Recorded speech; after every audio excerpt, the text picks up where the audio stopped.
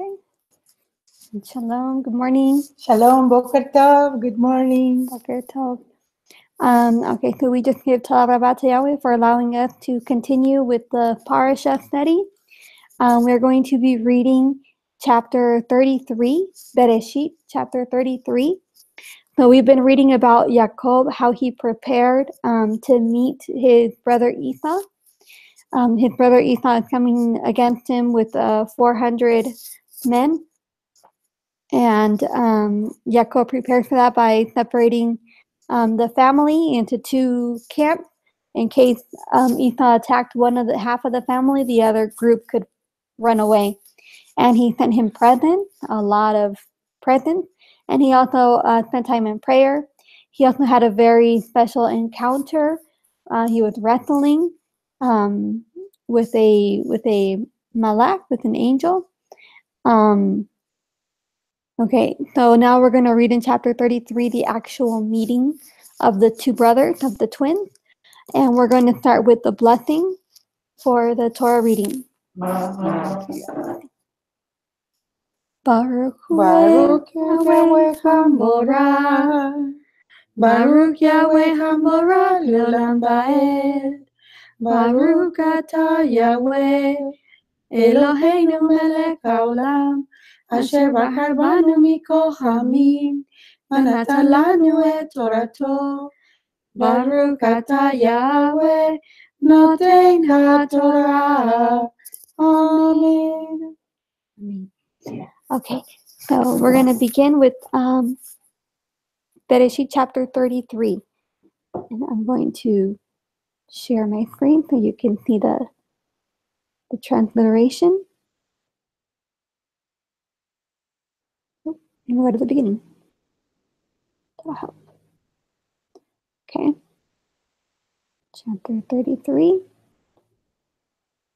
Here we go.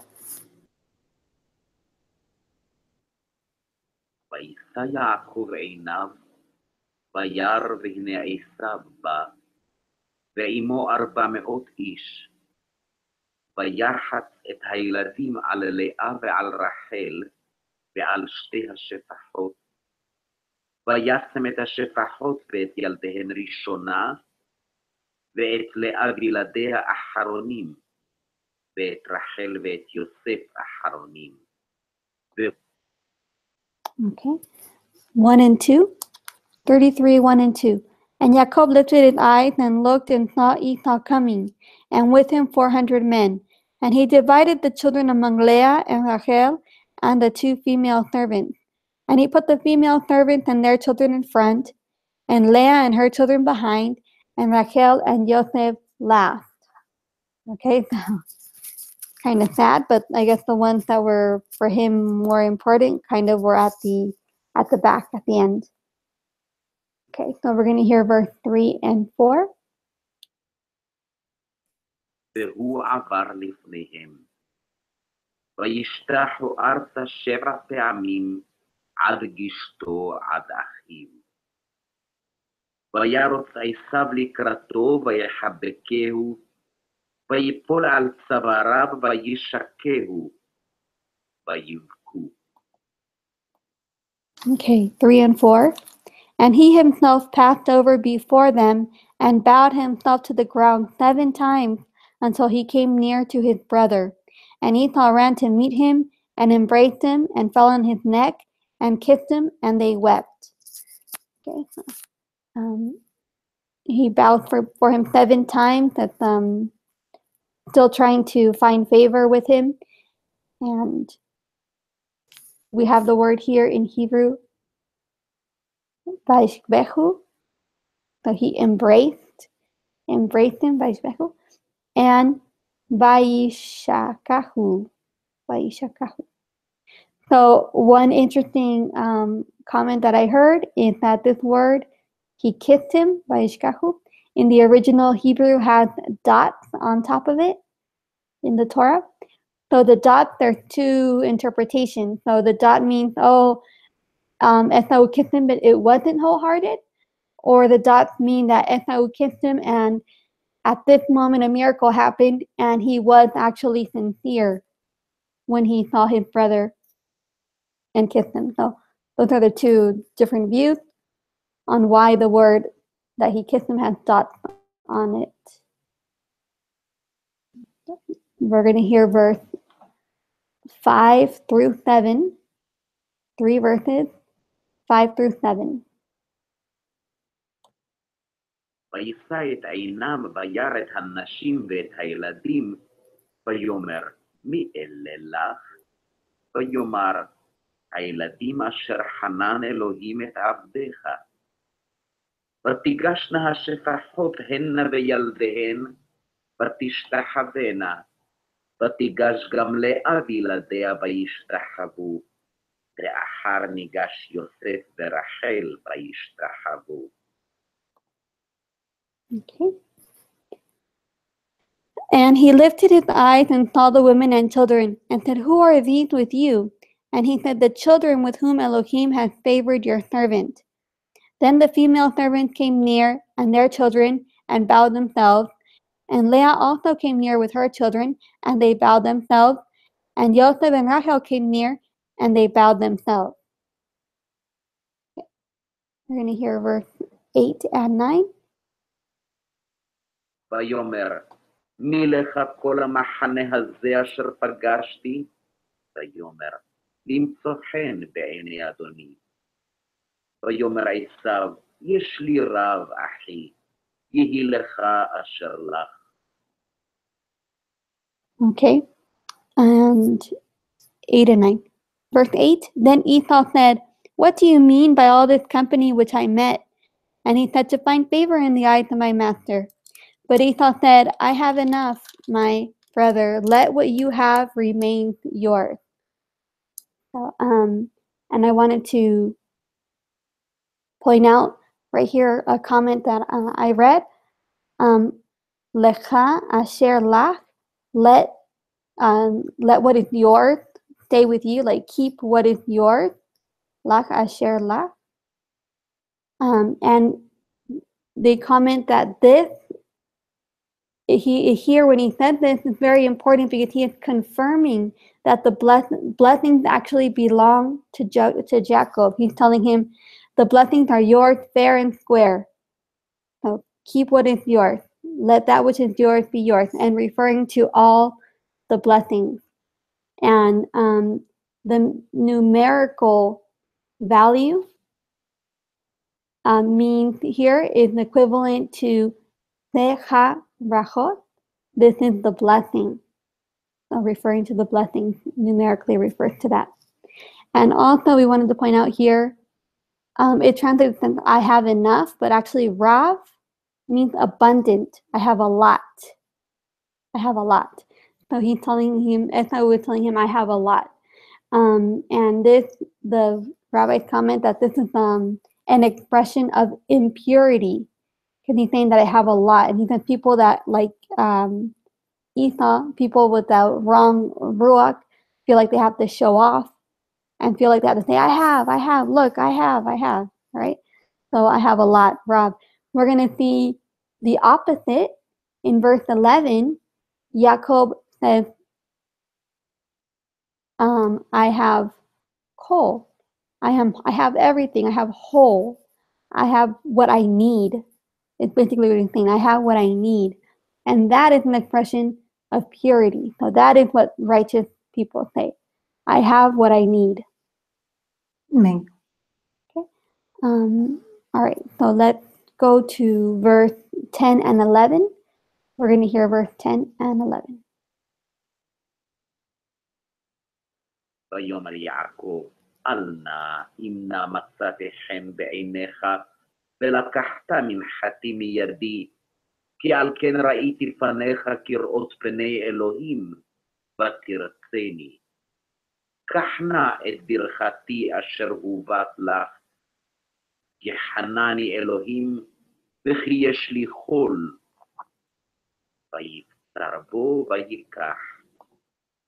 Okay, verse 10. And Elohim said to him,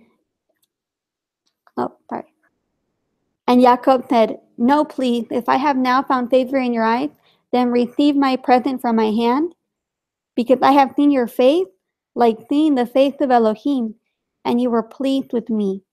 Please take my blessing that is brought to you, because Elohim has favored me, and because I have all I need. And he urged him, and he took it. Okay.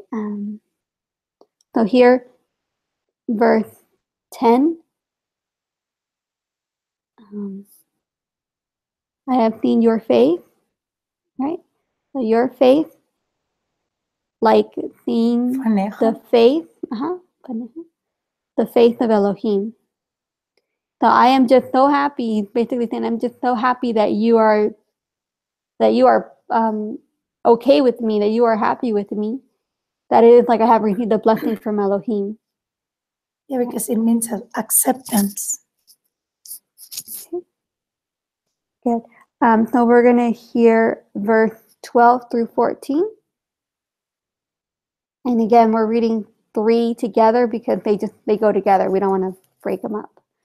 So we're going to hear verse 12 through 14. ויאמר נישא בניליך ואליך לנגדך. ויאמר אליו, אדוני יודע כי הילדים רכים והצאן והבקר עלות עלי, ודפקום יום אחד ומתו כל הצאן. יעבור נא אדוני לפני עבדו, ואני אתנהלה לאיתי לרגל המלאכה אשר לפניי ולרגל הילדים, עד אשר אבוא אל אדוני שעירה. Okay. And he said, let us depart and go. So he's talking about Esau. He said, let us depart and go, and let me go before you. But he said to him, my master knows that the children are weak, and the flocks and herds are nursing, and the flocks and herds which are nursing are with me. And if the men should drive them hard one day, all the flocks shall die. Please let my master go before his servant, and let me lead on slowly according to the pace of the livestock that go before me, and according to the pace of the children, until I come to my master in Seir. Okay. So Esau is continuing to be kind to his brother Jacob, and he says, let's go, I'll go with you, we'll be like a guard for you, and we'll go. But Jacob does not feel comfortable going with him, and he tells him, I have to go at a very slow pace. The children are very young, and the animals very weak. So you go ahead, you go forward, and I'll meet you in Seir. So I just wanted to show here the verse 14. It says, flow slowly. Na'ala, na'ala, liti. So flow gently. So flow gently, flow slowly. Like we're gonna flow slowly. We're gonna trickle down to the ear very slowly. Okay, and also a comment on when he's gonna go to Seir. So the commentators on this part, they say Jacob would not lie. Why would he tell Esau that he's going to meet him in Seir, but he actually never made it to Seir? So he said, when is Jacob going to go down to Seir? And they say he's going to go to Seir in the time of Mashiach. In the time of Mashiach, he will go to Seir. So in like rabbinical tradition, Seir, which is the area on Edom, which is the area of Edom, of Esau, they represent Rome. It represents Rome. So they're saying in the time of Mashiach, they're going to come and bring judgment on Edom, on Seir in that time. So that's just one perspective to consider. Okay, verse 15 and 16. Let's hear that. ויאמר עשיו, הציגנה עמך מן העם אשר איתי. ויאמר למה זה אמצא חן בעיני אדוני. וישוב ביום ההוא עשיו לדרכו שעירה. Okay. 15. And Esau said, "Please let me leave with you some of the people who are with me." But he said, "Why this? Let me find favor in the eyes of my master." And Esau returned that day on his way to Seir. Okay, so Jacob tells him, "I'll meet you in Seir," and Esau responds by telling him, "Let me leave people with you, some people to help you along the way." And Jacob tells him, "There's no need. Don't worry about it. There's no need to leave anybody with me." So Esau returns that day to Seir. And I think that's very interesting. I think that might be indicative of the fact that Jacob did not feel comfortable enough to camp out with his brother. I think he was worried, like this happiness that Esau feels with me might not be long lived. It might be a very short term peace that he has with his brother Esau. So he's saying it's better if we just separate. So, and I think when Laban came after him, Laban camped out, right? They spent the night. If we look back, I believe that's the case. But when Esau comes, he cannot stay with him too long. That day, he has to return home. That same day, he returns. So we're going to hear verse 17 and 18.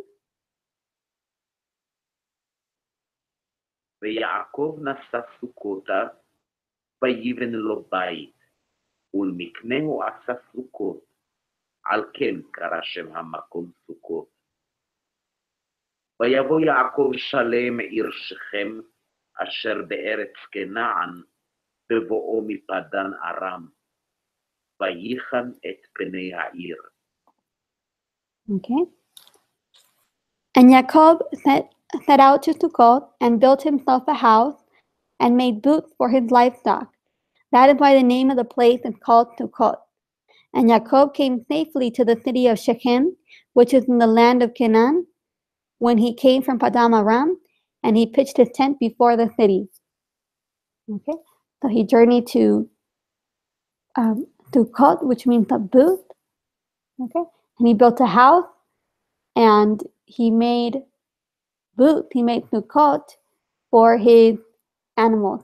So the word like for a hut, the word for a booth, and the word for a manger is the same in Hebrew. They use the word Sukkot for the place where the animals live and also for a hut or dwelling. So that means or Joshua booth. was laid on a sukkot or on a sukkah. Singular, no? Right. And there is, every year we are commanded to make a sukkah in the fall, usually between September, sometimes October, to remember when the Israelites dwelt in booths in the desert for the years.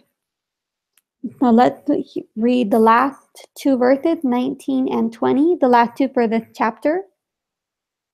Okay, here we go. ויקן את חלקת השדה אשר נטע שם אוהלו, מיד בני חמור אבי שכם במאה כסיתה.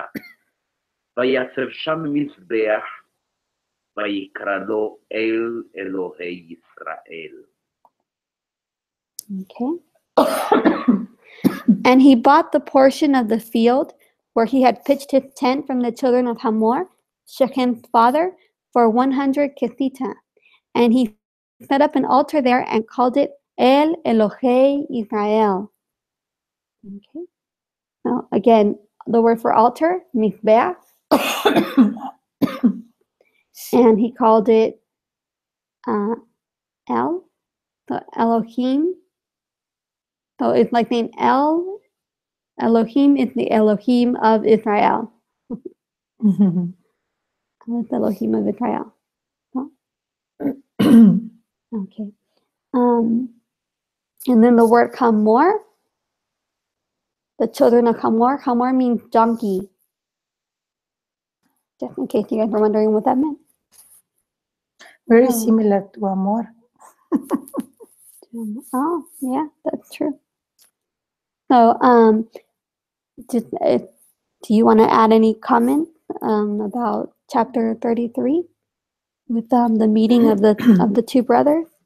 Well, in this case, sometimes when a family has different beliefs within the same family, sometimes we think we need to be with them and dwell with them. But in this case, we can see how Jacob doesn't feel fine next to his brother. Right. They have different beliefs, different approaches on how they see things, and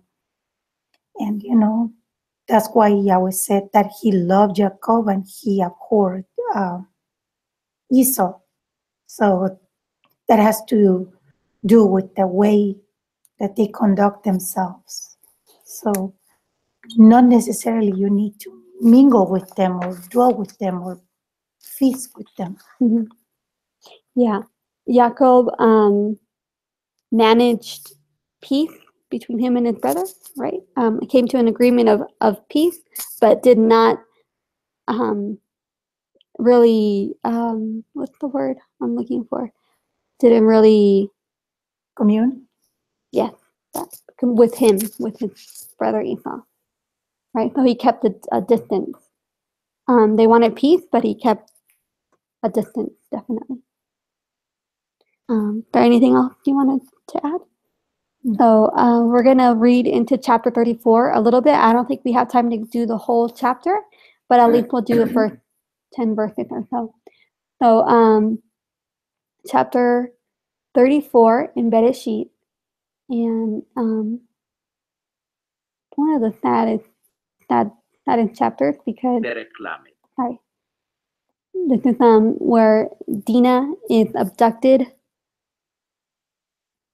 Okay, so let's read 34, and we'll start with verse 1 and 2.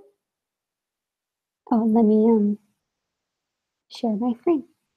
Then you can see where we're reading.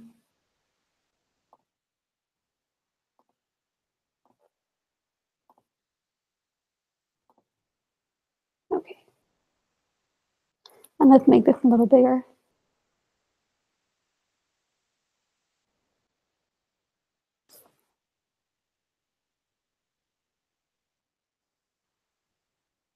Okay, here we go.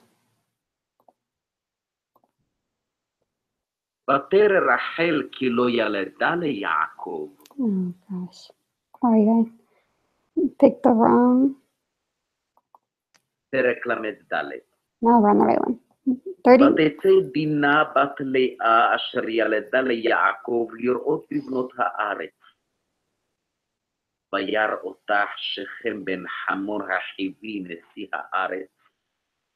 ויקח אותך, וישכב אותך, ויעניה. Okay, so that was chapter 34, 1 and 2.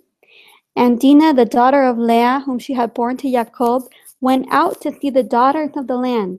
And Shechem, son of Hamor, the Hivite, prince of the land, saw her and took her and lay with her and humbled her. Okay, verse 3 and 4. What does a young girl, a maiden, a virgin has to do with the women of the land? That's something, prohibited in a way, by the Torah, when it says that do not give your daughters to their sons and vice versa. So if you are mingling with them, eventually, you are going to attract them. So in a way, that was not a very wise decision that she made.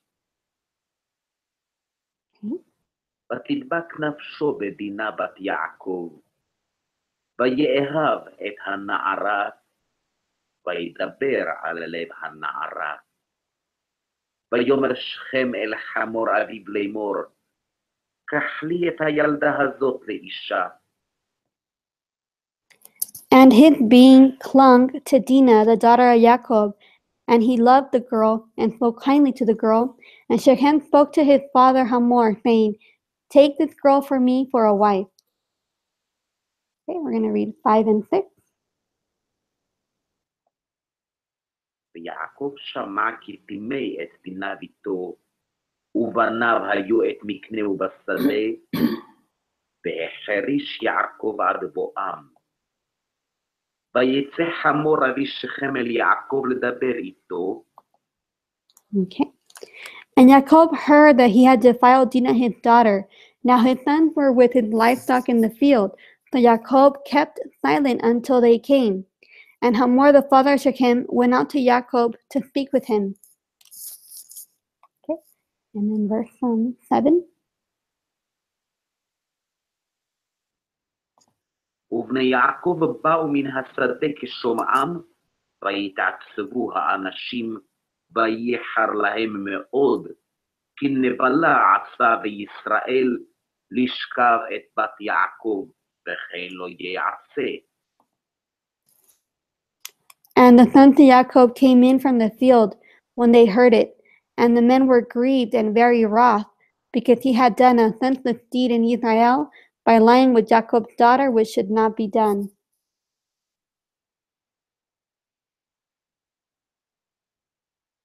וידבר חמור איתם לאמור, שכם בני חשקה נפשו בביתכם, תנו נא אותך לו לאישה, והתחתנו אותנו, בנותיכם תיתנו לנו, ואת בנותינו תיקחו לכם, ואיתנו תשבו, והארץ תהיה לפניכם, שבו וסחרוה, והאחזו בה.